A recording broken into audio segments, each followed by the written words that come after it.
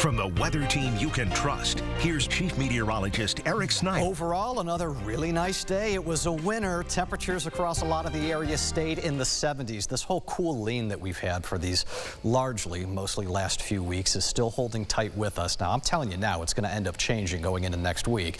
But the fact we haven't had to run the AC units has been nice to save a few bucks out of that. We're talking rainfall tomorrow. Not a story of heat yet. We got to give this a few more days for that to start to develop.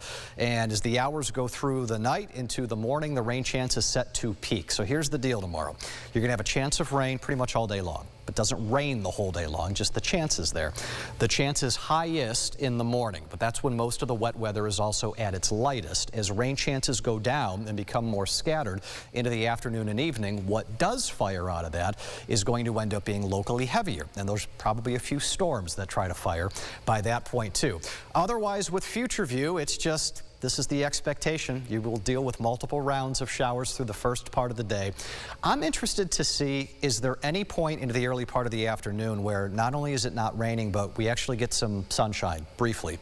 If we can do that, a few of these storms would be slightly more intense. I highly doubt at this point we're talking about a severe weather risk.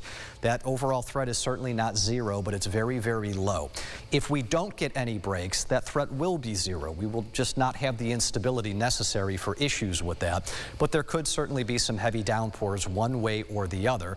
By Friday, all of the action is gone. We've got highs in the 70s on Friday with partly cloudy skies and a weekend that is set to shine. Both weekend days looking really, really good around here. Upper 70s to around 80 degrees.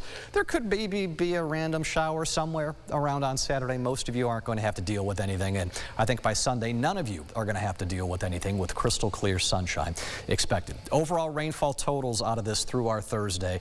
We'll segment this between do you get one of those storms or not? If you do, between the morning showers and the additional storms, you could, in a few localized spots, cash in on another inch of rainfall, but that's going to be more the exception versus the rule. More of you will not get a heavy downpour into the afternoon, and then your numbers are going to probably be closer to that, like about a ½ inch of additional wet weather. Pattern going into next week, the evolution of summertime basically around here. We call this a heat dome, big ridge of high pressure.